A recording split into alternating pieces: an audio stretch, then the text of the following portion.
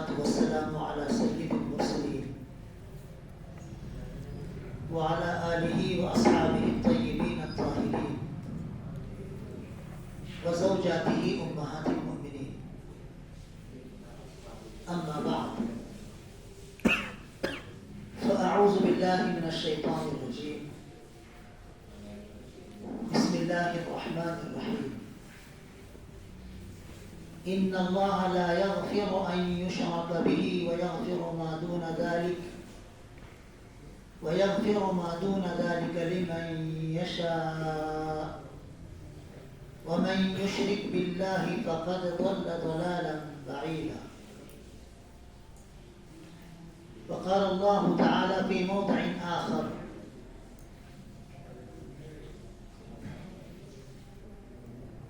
إنما المؤمنون إخوة فأصلحوا بين أخويكم واتقوا الله لعلكم ترحمون. وقال رسول الله صلى الله عليه وسلم: إن الصدق يهدي إلى البر وإن البر يهدي إلى الجنة وإن الرجل ليصدق حتى يكتب عند الله صديقا وإن الكذب يهدي إلى الفجور وإن الفجور يهدي إلى النار وإن الرجل ليكذب حتى يكتب عند الله كذابا. متفق عليه. وعن سفيان الصخري بن حرب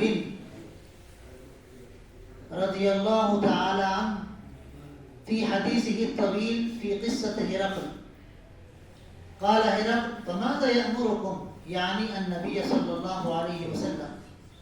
قال أبو سفيان: قلت: يقول اعبدوا الله وحده ولا تشركوا به شيئا واتركوا ما يقول آباؤكم ويأمرنا بالصلاة والصدق والعفاف والصلة. متفق عليه. وقال الله تعالى في موضع آخر: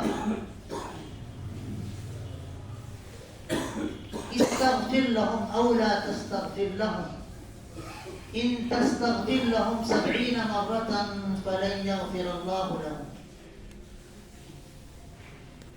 محترم بزرگوں، قابل احترام بھائیوں، نوجوان ساتھیوں اور معصوم بچوں، قرآن کریم اور احادیث مبارکہ یہ دونوں چیزیں ہمارے لیے، ہماری نجات کے لیے، ہماری کامیابی کے لیے کلید ہیں، چابی ہیں۔ حضور اکرم صلی اللہ علیہ وسلم نے مرض الوفات میں خاص طور پر یہ نصیحت فرمائی تھی کہ دو بوجھل چیزیں میں چھوڑ کر جا رہا ہوں، دو وزنی چیزیں میں چھوڑ کر جا رہا ہوں، جب تک ان دونوں کو تم مضبوطی سے تھامے رہو گے گمراہ نہیں ہوگی۔ ایک وزنی چیز کتاب اللہ ہے، قرآن کریم، اور دوسری وزنی چیز احادیث مبارکہ حضور اکرم صلی اللہ علیہ وسلم کی پیاری احادیث ہے۔ اس مناسبت سے اس مبارک نشست میں قرآن کریم اور احادیث مبارکہ دونوں کے جو خوشبودار درس ہیں وہ آپ کو سنانے کی مجھے سعادت حاصل ہو رہی ہے۔ اللہ پاک ہماری اس نشست کو قبول فرمائے، اور وہ خاص فرشتے جو اللہ کی سرزمین میں اللہ کے ذکر کرنے والی مجلسوں کی تلاش میں رہتے ہیں، ان فرشتوں کو اللہ پاک یہاں بھیج دیں اور وہ اپنے پروں میں اس مجلس کے لوگوں کو ڈھانپ لیں، اور پھر یہاں سے جانے کے بعد جب اللہ ان سے پوچھے کہ کہاں سے آ رہے ہو تو بتائیں کہ ہم ایک مسجد میں اللہ کا ذکر یعنی قرآن کریم اور اس سے متعلق گفتگو ہو رہی تھی، اور اللہ کے رسول صلی اللہ علیہ وسلم کی مبارک حدیثیں پڑھی جا رہی تھی جس میں اللہ کا ذکر ہے۔ تو اس مجلس میں ہم جب تک وہ مجلس قائم رہی رہے اور اب آپ کی بارگاہ میں ہم حاضر ہو رہے ہیں تو اللہ پاک فرماتے ہیں، حالانکہ اللہ کو سب معلوم ہے، اللہ پاک پوچھتے ہیں کہ اس مجلس میں جتنے لوگ سننے کے لیے آئے تھے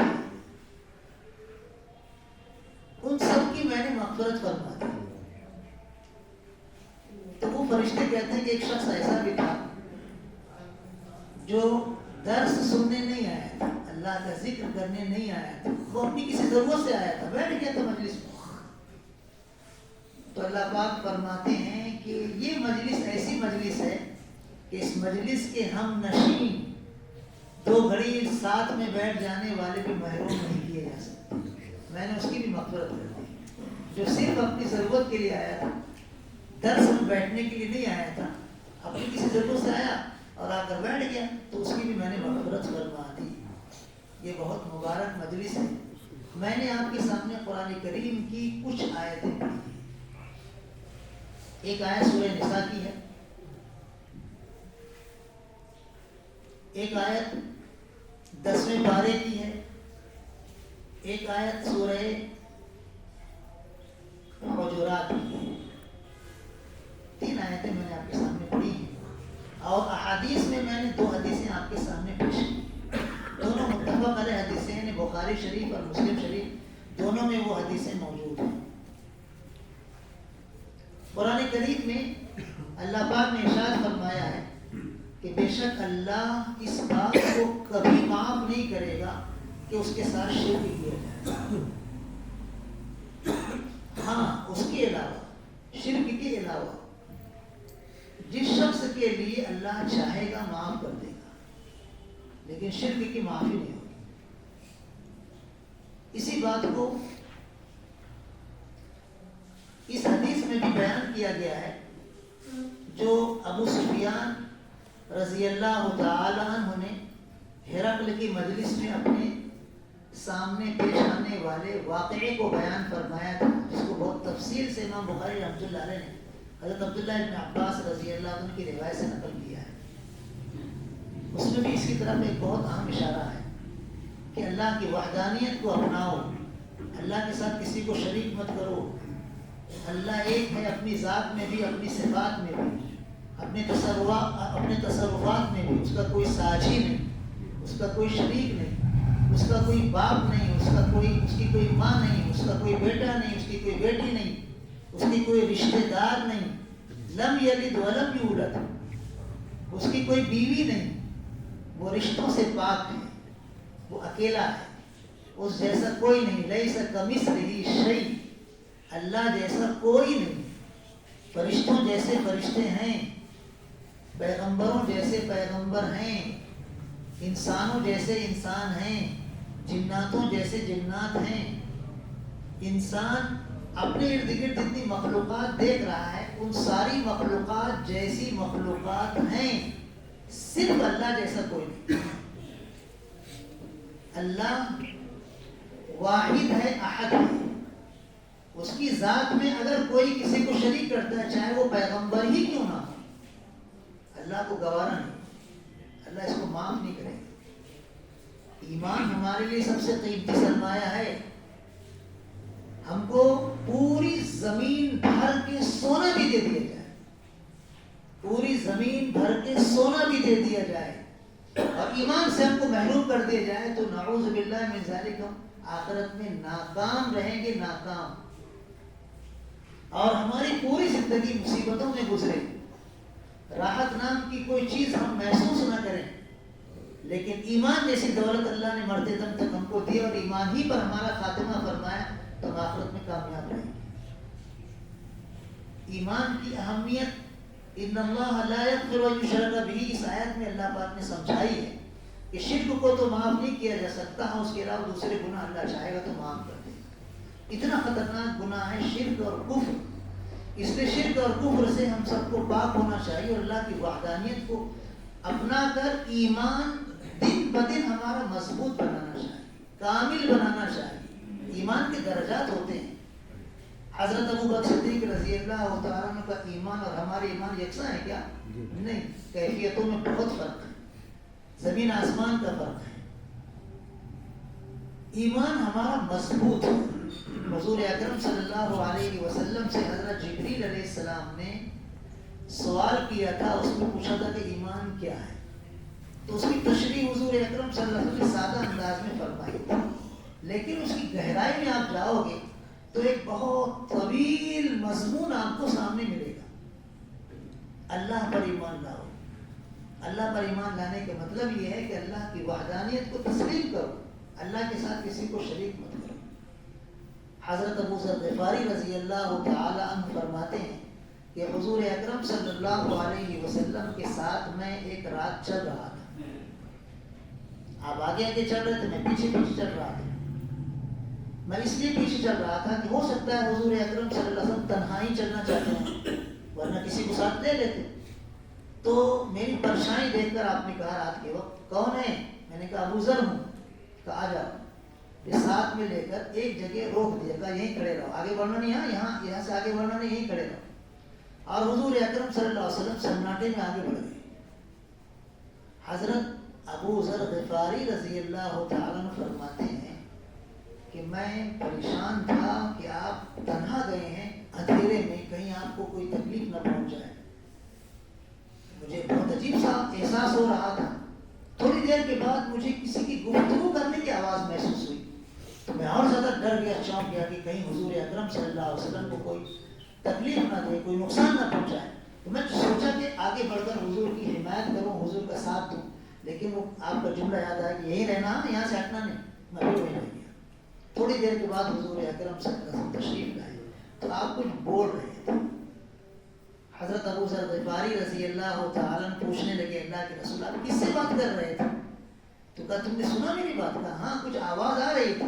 تو کہا کہ حضرت جبریل علیہ السلام وہاں آئے تھے اور مجھے یہ کہہ گئے ہیں کہ آپ کی امت میں جو شخص اس حال میں مرے کہ وہ اللہ کے ساتھ کسی کو شریک نہ کرتا ہو, تو اللہ اسے جنت میں داخل کرے گا. تو حضور اکرم صلی اللہ علیہ وسلم نے کہا میں نے حضرت جبریل علیہ السلام سے پوچھا, اتنی سی بات کہ اللہ کو ایک مانو, اس کے ساتھ کسی کو شریک نہ کرو, اور اللہ جنت دے دے گا. اگر وہ گناہ کرے تو گناہوں کی فہرست بھی بتائی گئی ہے, لیکن یہاں بتانا مناسب نہیں. حضور نے کہا کہ اگر گناہ کرے تب بھی, تو حضرت جبرائیل علیہ السلام نے کہا جی ہاں تب بھی اللہ اس کو ایمان کی بنیاد پر, شرک نہ کرنے کی بنیاد پر جنت داخل کرنا ہے. پھر دوبارہ حضور نے پوچھا کہ اگر وہ گناہ کرے تب بھی, کہا جی ہاں تب بھی. پھر تیسری مرتبہ کہا اگر وہ گناہ کرے تب بھی, گناہ کبیرہ, کہا ہاں جی ہاں تب بھی.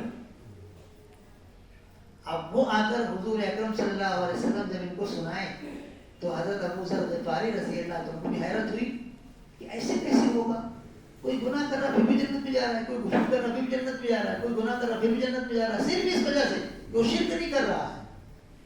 تو وہ بھی حیرت زدہ ہو گئے اور بار بار پوچھنے لگے گناہ کرے تب بھی, گناہ کرے تب بھی, گناہ کرے تب بھی.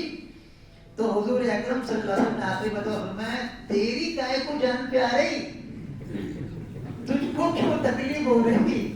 اللہ نے اپنے فرشتے کے ذریعے خوشخبری سنائی ہے مسلمانوں کو کہ اس حال میں وفات پانے کی کوشش کرو کہ ایمان تمہارا محفوظ ہو, شرک کا شائبہ بھی نہ ہو, کفر کا شائبہ بھی نہ ہو, تو اس سے انشاءاللہ تمہیں جنت ملے گی ہر حال میں.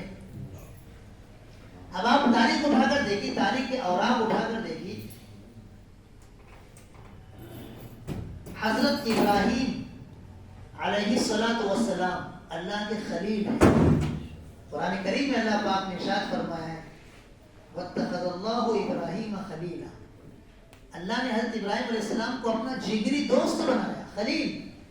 اتنا اونچا مقام, لیکن ان کے باپ کو اللہ نے ایمان کی دولت نہیں دی. اتنی بڑی شخصیت حضور اکرم صلی اللہ علیہ وسلم فرماتے ہیں معراج کے سفر میں کہ پہلے آسمان پر, دوسرے آسمان پر, تیسرے آسمان پر, چوتھے, پانچویں, چھٹے آسمان تک مختلف انبیاء کرام علیہ السلام سے ملاقاتیں ہوتی رہی. اور ساتویں آسمان پر بیت معمور کو ٹیک لگا کر جو شخصیت بیٹھی ہوئی تھی ان سے ملاقات ہوئی, تو وہ ہے حضرت ابراہیم علیہ السلام. کہا ان کا حلیہ کیسا ہے مجھے دیکھ لو بس, بالکل ایسی ہی شکل و شباہت حضرت ابراہیم علیہ السلام کی ہے.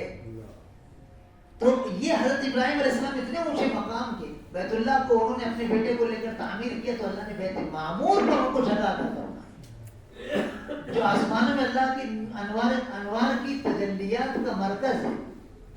دنیا میں کعبۃ اللہ, خانہ کعبہ اللہ کی تجلیات کا مرکز ہے, اور آسمانوں میں بیت معمور اللہ کی تجلیات کا مرکز ہے.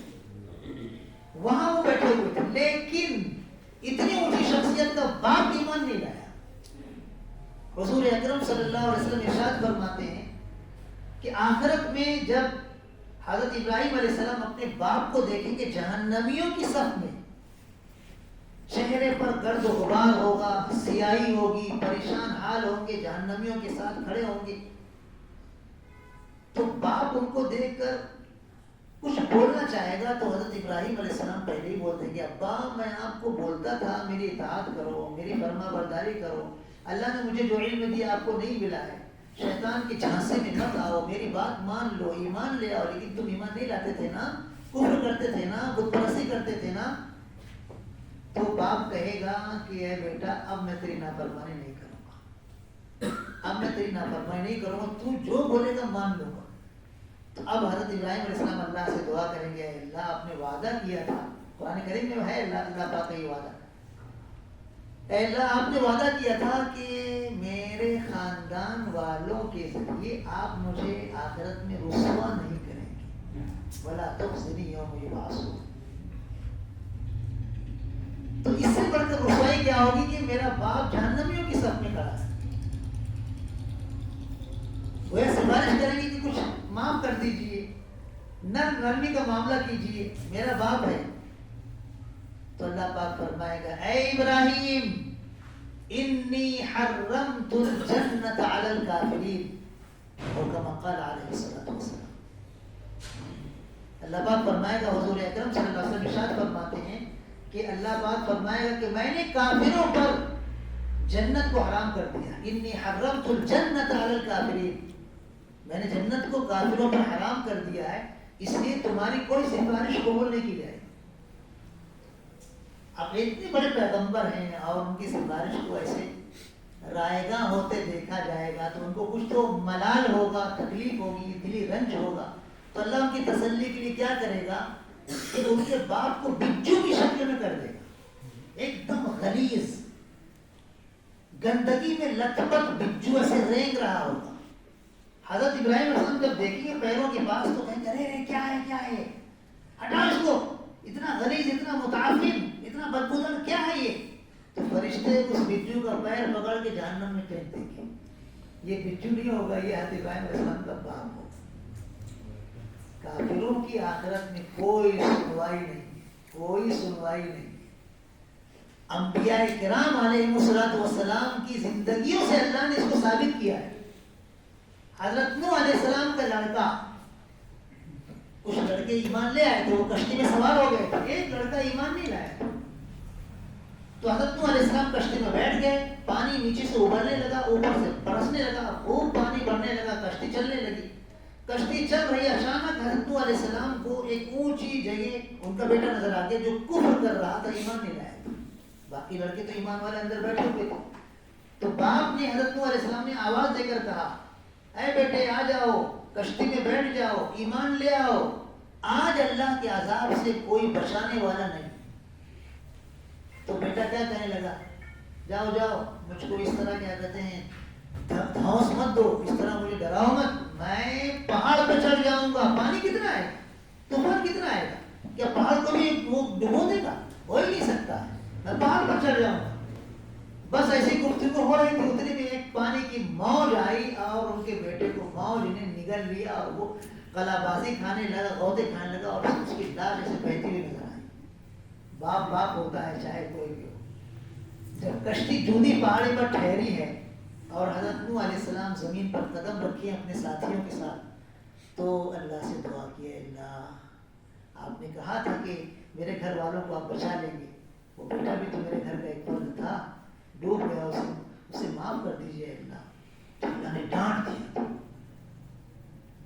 لہجہ اتنا عتاب والا ہے، قرآن کریم کی آیت پڑھو تو کام جاتا ہے، چمک جاتا ہے، رونگٹے کھڑے ہو جاتے ہیں۔ اے نوح، وہ تیرا بیٹا ہے لیکن تیرا بیٹا روحانی اور ایمانی نہیں مانا جائے، وہ کافروں میں سے تھا، اس کے بارے میں سفارش کرنا نہیں، جاہلوں میں سے مت بننا۔ تو فوراً حضرت نوح علیہ السلام نے معافی مانگی کہ اللہ مجھے معاف کر دیجیے، مجھ سے غلطی ہو گئی، میرے اپنے بیٹے کی محبت میں اس کے تعلق سے گفتگو کرتے ہوئے اللہ نے معاف کر دیا۔ نوح علیہ السلام کا بیٹا، نوح علیہ السلام کی بیوی، لوط علیہ السلام کی بیوی حضرت ابراہیم علیہ السلام کا باپ حضور اکرم صلی اللہ علیہ وسلم کے چچا ابو طالب زندگی بھر آپ کا ساتھ دیے. 3 سال تک شعب ابی طالب میں آج بھی وہ گھاٹی موجود ہے مکہ مکرمہ میں, عنوان پہ لگا ہوا شعب ابی طالب. ابو طالب کے گھر سے قریب ایک گھاٹی تھی, پہاڑی راستہ تھا, وہاں پر 3 سال تک پورے مکے کے جتنے خاندان تھے سارے خاندانوں نے, قریش خاندان کی ساری شاخوں نے اور سارے دوسرے خاندان بائیکاٹ کر دیا کہ ہاشمی گھرانے سے ہم لین دین نہیں کریں گے, بات چیت نہیں کریں گے, شادی بیاہ نہیں کریں گے, کوئی چیز بیچیں گے نہیں, کوئی چیز خریدیں گے نہیں, کوئی آئے گا بیچنے کے لیے تو اس کو وہاں جانے نہیں دیں گے, پورا سامان ہم خرید لیں گے چاہے زیادہ دام میں کیوں نہ ہو. 3 سال تک یہ بائیکاٹ ابو طالب آپ کے چچا برداشت کرتے رہے, آپ اپنے بھتیجے کی محبت, لیکن ایمان نہیں لائے.